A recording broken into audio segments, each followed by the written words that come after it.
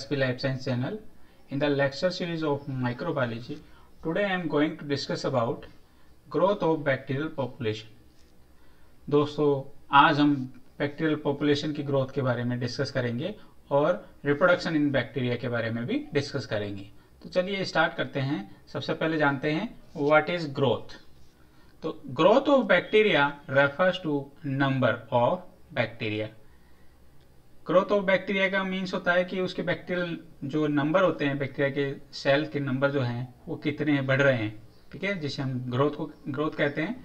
और यहाँ पर the size of the bacterial cell जो है उस बात को हम कंसीडर नहीं करते हैं। सेकेंड पॉइंट है under optimal conditions. Optimal condition means इनको बैक्टीरिया को जो न्यूट्रिशनल रिक्वायरमेंट है वो प्रॉपर मिल रही हो, टेम्परेचर कंडीशंस और ह्यूमिडिटी कंडीशन प्रॉपर हो, तो ये ऑप्टिमल कंडीशंस होती है। इस कंडीशन में जो प्रोकैरियोटिक सेल्स हैं, जो चूंकि बैक्टीरियल सेल प्रोकैरियोटिक सेल्स होती है, ठीक है, तो these divide two produce 2 daughter cells. तो ऑप्टिमल कंडीशन में 2 डॉटर सेल्स बनाते हैं और इसमें जो टाइम कंज्यूम होता है वो लगभग 1 to 3 आवर्स और टाइम जो होता है डबलिंग टाइम में कंज्यूम होता है, ठीक है, यानी कि 1 से 3 घंटे में बैक्टीरिया की पॉपुलेशन जो है डबल हो जाती है, ठीक है। Each round of division is generation. जो बैक्टीरिया की जो हर एक राउंड होता है इसको हम जनरेशन कहते हैं, ठीक है। इसके बाद बात करते हैं bacterial population growth is there for rapid and exponential. Bacterial cell की जो पॉपुलेशन होती है वो रैपिड होती है और एक्सपोनेंशियल होती है। एक्सपोनेंशियल का मीन होता है कि जैसे बैक्टीरियल सेल है, 1 सेल है, 1 to 2 सेल डबल हो गई, फिर उसके बाद 4 सेल बनती है, फिर डबल, फिर उसकी डबल 8 सेल एंड 16 सेल। तो इस तरह से हर स्टेप में, हर डिवीजन में वो सेल डबल होती जा रही है। यहाँ पर इसको हमने समझाने के लिए फिगर दिया है यहाँ पे, ठीक है। यहाँ पे बैक्टीरियल सेल जो है in this picture bacterial cells are doubling, ठीक है, इन ईच डिवीजन। तो यहाँ पर बैक्टीरियल सेल पॉपुलेशन डबल हो रही है और डबल होते होते और ये जो है सिंगल सेल जो होती है बैक्टीरियल, जैसे बैक्टीरियल की सिंगल सेल है, ठीक है, it is the bacterial colony और ये क्या बना लेती है, बैक्टीरियल कॉलोनी, ठीक है, बैक्टीरियल कॉलोनी का फॉर्मेशन हो जाता है। तो यहाँ पे ये आपके सामने ये स्ट्रीक प्लेट है उसके अंदर आपने बैक्टीरियल कॉलोनी देखी है, ठीक है। उसके बाद में आगे बात करते हैं कि एक colony develop from a single cell in 12 hours, ठीक है। एक सिंगल सेल से जो कॉलोनी डेवलप होती है उसमें लगभग 12 आवर्स में ये डेवलप हो जाती है। उसके बाद में बात करते हैं कि बैक्टीरियल सेल जो होती हैं इसमें एसेक्सुअली डिवाइड करती है by the help of binary fission. Binary fission क्या होता है, आइए इसके बारे में हम डिस्कस करते हैं। प्रोकैरियोट रिप्रोड्यूस एसेक्सुअली, ठीक है, जैसे कि हमने आपको बताया कि बैक्टीरियल सेल जो होती है प्रोकैरियोटिक होती है और ये एसेक्सुअली डिवाइड करके जो है ये सेल डिवीजन जो इसमें होता है और ये जो जिस तरह का सेल डिवीजन होता है उसे हम कहते हैं बाइनरी फिशन, ठीक है। This is the picture of binary fission. इसमें ये ई कोलाई बैक्टीरियल सेल है और इसमें जो इसका एक क्रोमोसोम है, बैक्टीरियल क्रोमोसोम, ठीक है, ये it is the bacterial chromosome and this is the origin of replication, ठीक है। यहाँ पर ये ओरिजिन ऑफ रेप्लिकेशन है, it is a bacterial cell wall and it is plasma membrane, ठीक है। तो ये ई कोलाई की बैक्टीरियल सेल होती है, इसके क्रोमोसोम के अंदर, बैक्टीरियल क्रोमोसोम के अंदर ये एक ओरिजिन ऑफ रेप्लिकेशन होता है, ठीक है। तो first bacterial cell begin to replicate, ठीक है। तो बैक्टीरियल सेल सबसे पहले रेप्लिकेट करती है और starting at the origin of replication. तो इसके अंदर जो ओरिजिन ऑफ रेप्लिकेशन है, ठीक है, ये ओरिजिन ऑफ रेप्लिकेशन वो स्टार्ट होता है वहां से रेप्लिकेशन। और ओरिजिन ऑफ रेप्लिकेशन जब होता है उसके बाद में इसकी ओरिजिन ऑफ रेप्लिकेशन की जो है 2 कॉपीज बन जाती हैं, ठीक है, they form the 2 copies of origin of replication.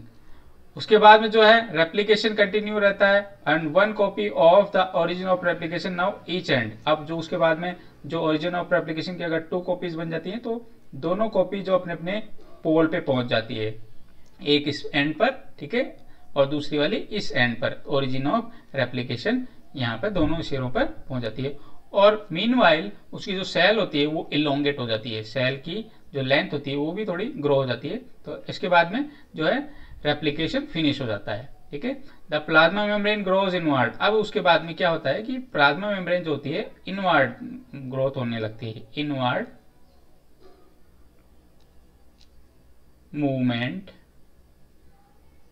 Of plasma membrane, ठीक है, प्लाज्मा मेम्ब्रेन का इनवर्ड मूवमेंट होने लगता है, ठीक है। उसके कारण जो होती है new cell wall is deposit, उसके बाद में अंदर मूवमेंट के बाद जो नई सेल वॉल होती है वो डिपोजिट हो जाती है और इस तरह से 2 डॉटर सेल्स बन जाती है। 2 डॉटर सेल आर फॉर्म्ड, ठीक है। तो इस तरह से 2 डॉटर सेल्स बन जाती हैं। तो ये जो है एक सेल से 2 सेल जो बन रही है इस तरह से, ये जो प्लाज्मा मेम्ब्रेन इनवर्ट मूवमेंट की वजह से बनी है और इस तरह से, इसलिए हम कहते हैं इसको बाइनरी फिशन, ठीक है। आगे हम बात करते हैं कि जो है इसमें रेप्लिकेशन कंटिन्यू हुआ और one origin moves to opposite side, एक जो ओरिजिन है अपोजिट साइड में मूव किया, यहाँ पे दोनों ओरिजिन जो है अपोजिट साइड में चले गए, ठीक है। एंड सेल इलोंगेट, और सेल लंबी हुई, ठीक है। रेप्लिकेशन फिनिश हो गया उसके बाद में और प्लाज्मा मेम्ब्रेन अंदर की ओर ग्रो किया and new cell wall is laid down, उसके बाद नई सेल वॉल बन गई और जो है इस तरह से इट प्रोड्यूसेड 2 जेनेटिकली आइडेंटिकल सेल्स। तो इस तरह से जो जेनेटिकली आइडेंटिकल सेल हैं बन जाती है जिन्हें हम क्लोन्स कहते हैं, ठीक है। जेनेटिकली आइडेंटिकल मीन्स इन दोनों का जो जेनेटिक मटेरियल है वो सिमिलर है, एकदम जो है सिमिलर है, इसलिए हम इसको जेनेटिकल आइडेंटिकल सेल्स कहते हैं, ठीक है, क्योंकि रेप्लिकेशन से बना है। और इस तरह की सेल्स को हम क्लोन कहते हैं, ठीक है। बाइनरी फिजन की जो स्टडी है वो इवोल्यूशनरी जो स्टडी के पॉइंट ऑफ व्यू से अगर बात करें तो जो है it is a precursor of mitosis, ये माइटोसिस का एक प्रिकर्सर पॉइंट माना जाता है, ठीक है। आगे हम बात करते हैं genetic transfer and recombination in bacteria. Bacteria के अंदर जेनेटिक ट्रांसफर किस तरह से होगा, रिकॉम्बिनेशन बैक्टीरिया में किस तरह से होगा, उसके बारे में बात करते हैं। इसकी हम बात करें तो इट इज ए जो है ये it is A sexual reproduction in bacteria, ये बैक्टीरिया के अंदर सेक्सुअल रिप्रोडक्शन जो है ये कहलाता है, ठीक है। इसके बारे में बात करते हैं। तो सबसे पहले जो है हम बात करते हैं what is genetic recombination. Genetic recombination क्या होता है, it is a transfer of DNA, DNA का यहाँ पर ट्रांसफर होता है जिसमें one organism to another organism, one organism जो होता है इसके अंदर डोनर है और दूसरा ऑर्गेनिज्म जो है रेसिपिएंट होता है, ठीक है। One organism is donor and another organism is recipient, ठीक है। The transfer donor DNA may then be integrated into recipient, जो डोनर डीएनए ट्रांसफर होता है वो रेसिपिएंट के अंदर इंटीग्रेट हो जाता है, यानी कि उसके साथ जुड़ जाता है, ठीक है। एंड न्यूक्लियोइड के अंदर, ठीक है, ये क्या किसके अंदर इंटीग्रेट होता है, वो न्यूक्लियोइड के अंदर। न्यूक्लियोइड क्या होता है, it is a bacterial chromosome. जैसे कि अपन ने पिछले पुरानी वीडियो में अपने देखा होगा कि न्यूक्लियोइड क्या होता है, उसमें अपन आप देख सकते हैं आप जाके कि हमारे बैक्टीरियल वीडियो में न्यूक्लियोइड क्या होता है, ठीक है, और इसके बारे में हमने अच्छे से डिस्कस किया है। तो it is a bacterial chromosome, ठीक है। तो बैक्टीरियल क्रोमोसोम जो होता है या न्यूक्लियोइड होता है, इसमें जो जेनेटिक रिकॉम्बिनेशन होता है 2 मेथड से होता है, वो होता है होमोलोगस और नॉन होमोलोगस, ठीक है। जेनेटिक रिकॉम्बिनेशन जो होमोलोगस और नॉन होमोलोगस मेथड से होता है। सबसे पहले हम बात करते हैं होमोलोगस रिकॉम्बिनेशन की। होमोलोगस रिकॉम्बिनेशन क्या होता है, in homologous recombination DNA sequence having nearly the same nucleotide sequence are exchange, इसमें जो सेम न्यूक्लियोटाइड सीक्वेंस होती हैं वो एक्सचेंज होती है, ठीक है, इनके बीच में एक्सचेंज होता है bye means of rack A protein, और इसमें जो प्रोटीन पार्टिसिपेट करती है जिसे हम कहते हैं रैक ए प्रोटीन, ठीक है। ये रैक ए प्रोटीन का अपना इंपॉर्टेंट रोल होता है। दिस इन्वॉल्व ब्रेकेज, इस प्रोसेस में क्या होगा, सबसे पहले ब्रेकेज होगा, फिर उसके बाद रीयूनियन ऑफ पेयर डीएनए, और पेयर डीएनए का रीयूनियन होगा, आगे हम देखेंगे, ठीक है। As seen in natural mechanism of genetic recombination in bacteria, ठीक है। इसमें हम स्टडी करेंगे तो जो है ट्रांसफॉर्मेशन, ठीक है, ट्रांसडक्शन एंड कॉन्जुगेशन। तो होमोलोगस रिकॉम्बिनेशन जो है 3 तरह से होता है, एक मेथड है ट्रांसफॉर्मेशन, सेकंड मेथड है ट्रांसडक्शन एंड थर्ड मेथड है कॉन्जुगेशन। आइए हम इनके बारे में एक एक करके डिस्कस करते हैं, ठीक है।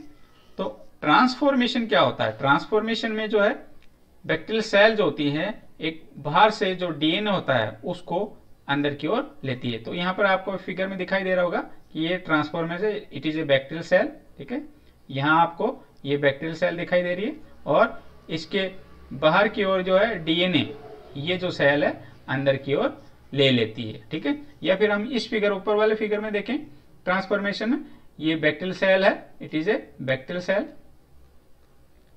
Bacterial cell. ठीक है, इट इज ए डीएनए और प्लाज्मिड। ठीक है, इस डीएनए फ्रेगमेंट को ये जो बैक्टीरियल सेल है अंदर की ओर ले लेती है और जो है इस तरह की प्रोसेस को हम क्या कहते हैं, ट्रांसफॉर्मेशन। तो ये जो है बैक्टीरियल सेल जो है अंदर की ओर आ जाती है। ठीक है, तो इस ट्रांसफॉर्मेशन प्रोसेस है। सेकेंड मेथड है कॉन्जुगेशन। कॉन्जुगेशन में दो बैक्टीरियल सेल होती हैं, इसमें बैक्टीरियल सेल का एक बैक्टीरियल डोनर होता है और दूसरा होता है रेसिपिएंट। डोनर और रेसिपिएंट सेल्स होती हैं, यहाँ पर अपना जो डोनर बैक्टीरियल सेल होती है वो जेनेटिक मटेरियल जो होती है एक से दूसरे सेल के अंदर पास कर देता है। तो इस प्रोसेस को हम कॉन्जुगेशन कहते हैं। यहाँ पर आप देख सकते हैं कि एफ पॉजिटिव सेल और एफ नेगेटिव सेल्स होती हैं। ठीक है, जो डोनर होती है उसको एफ पॉजिटिव सेल कहते हैं और यहाँ जो रेसिपिएंट होती है वो एफ नेगेटिव सेल भी कहते हैं। तो ये जो है यहाँ पर ये जो कॉन्जुगेशन प्रोसेस हो रहा है, जेनेटिक मटेरियल ट्रांसफर हो रहा है। ठीक है, डोनर टू रेसिपिएंट डायरेक्शन में। थर्ड मेथड है ट्रांसडक्शन। ट्रांसडक्शन में क्या होता है कि यहाँ पर एक बैक्टीरियोफाज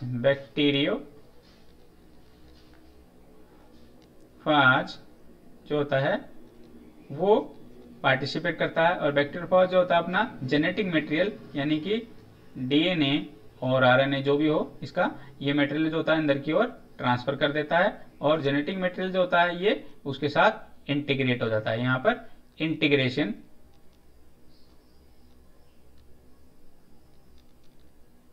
ऑफ डीएनए। ठीक है, यहाँ पर डीएनए इंटीग्रेट हो गया। ठीक है, तो इस प्रोसेस को हम ट्रांसडक्शन कहते हैं। तो यहाँ पे नीचे फिगर में दिखा रहे हैं ये बैक्टीरियल सेल है और बैक्टीरियल सेल के बाहर की ओर ये जो है बैक्टीरियोफाज जो होता है ये अटैच होता है और अटैचमेंट के बाद में जो है ये ट्रांसडक्शन प्रोसेस होता है। तो इस तरह से जो है ट्रांसफॉर्मेशन में बाहर से जो डीएनए है वो अंदर ले जाता है, तो इसको हम कहते हैं ट्रांसफॉर्मेशन। ठीक है, सेकंड मेथड है कॉन्जुगेशन में दो बैक्टीरियल सेल पार्टिसिपेट करती हैं जिसमें एक डोनर टू रेसिपिएंट सेल को डीएनए ट्रांसफर होता है। Third method transduction. ट्रांसडक्शन की मेथड के अंदर बैक्टीरियोफाज की हेल्प से डीएनए जो होता है रेसिपिएंट सेल के अंदर पास किया जाता है। तो ये तीन तरह की प्रोसेस होती है। आइए हम एक एक के इनके बारे में डिस्कस करते हैं। सबसे पहले ट्रांसफॉर्मेशन मेथड के बारे में बात करते हैं कि किस तरह से ट्रांसफॉर्मेशन होता है। In genetic recombination in which DNA fragment from a dead, ठीक है, डिग्रेडेड बैक्टीरियम, डेड और डिग्रेडेड बैक्टीरियम जो होता है वो इसमें अपना डीएनए जो होता है वो दूसरी सेल को देता है। तो it enters the competent recipient. Competent recipient होता है डोनर से रेसिपिएंट के अंदर ट्रांसफर होता है। ठीक है, and it is exchange for a piece of recipient's DNA. तो इसके अंदर जो है रेसिपिएंट डीएनए के अंदर जो है एक डीएनए फ्रेगमेंट इसमें ट्रांसफर किया जाता है। इसमें 4 स्टेप, इट इन्वॉल्व 4 स्टेप्स। यहाँ इस फिगर में आप देख सकते हैं कि सबसे पहले जो है in the first step a donor bacterium dies and degraded. तो ये जो है यहाँ पर आप देखेंगे it is a donor bacterium. ठीक है, यहाँ पर डोनर बैक्टीरिया जो है ये डाई हो गया। ठीक है, तो ये डाई होने के बाद में क्या होगा, इसकी जो सेल वाल होगी, ये सेल वाल जो है यहाँ पर ये इसकी सेल वाल देख रहे हैं आप, सेल वाल। ठीक है, ये सेल वाल जो होती है डिसइंटीग्रेट हो गई और उसके बाद जो डीएनए फ्रेगमेंट होता है, ठीक है, फ्रेगमेंट ऑफ डीएनए जो होता है वो बाहर आ जाता है और इसके डीएनए फ्रेगमेंट बाहर आने के बाद में जो है कॉम्पिटेंट बैक्टीरियल सेल जो होती है इसको रिसीव करती है। ठीक है, तो in the second step fragment of DNA from dead donor bacterium. ठीक है, डेड डोनर बैक्टीरियम से जो है जो डीएनए फ्रेगमेंट होते हैं, DNA binding protein on the cell wall of a competent living and recipient bacterium जो होती है वो उसको ले लेती है। तो यहां पर आप देखेंगे ये जो है आप देखेंगे ये रेसिपिएंट बैक्टीरिया है जिसको हम कॉम्पिटेंट बैक्टीरिया भी कहते हैं, रेसिपिएंट बैक्टीरिया भी कहते हैं। ठीक है, तो रेसिपिएंट बैक्टीरियल सेल जो होती है इसके अंदर एक प्रोटीन होता है रैके प्रोटीन, और एक बाहर की तरफ जो होता है ये सेल वाल की तरफ जो होते हैं ये डीएनए बाइंडिंग प्रोटीन भी होता है, जो तो एक चैनल का फॉर्मेशन करता है। तो ये डीएनए बाइंडिंग प्रोटीन जो होता है चैनल फॉर्म करता है। ठीक है, और ये जो डेड बैक्टीरियम का डीएनए फ्रेगमेंट है, ये फ्रेगमेंट जो होता है ये अंदर आ जाता है। ठीक है, ये अंदर आ जाता है और ये डीएनए बाइंडिंग प्रोटीन चैनल के थ्रू होता हुआ अंदर इंक्लूड कर लिया जाता है, सेल के अंदर ले लिया जाता है। और यहाँ पर रे के प्रोटीन होती है। रे के प्रोटीन क्या करती है? रे के प्रोटीन जो होती है, जो एक्सटर्नल डीएनए होता है या डोनर डीएनए जो होता है वो उसके साथ इसको अटैच कर देती है। रे के प्रोटीन की हेल्प से जो है डोनर डीएनए जो रेसिपिएंट सेल के साथ अटैच हो जाता है। ठीक है, तो रे के protein it promotes the genetic exchange between fragment of donor DNA and the recipient DNA. ठीक है, और इस तरह से जब ये रेसिपिएंट डीएनए और डोनर डीएनए का इंटीग्रेशन हो जाता है तो इस तरह से जो है जेनेटिक एक्सचेंज होता है ये कंप्लीट हो जाता है। तो इस तरह से ये जो है प्रोसेस ट्रांसफॉर्मेशन की कंप्लीट हो जाती है। ठीक है, तो दोस्तों आपको ये वीडियो आपको अच्छा लगा तो आप अपने दोस्तों के साथ हमारा चैनल सब्सक्राइब कीजिए। In the next video we will discuss the end next point.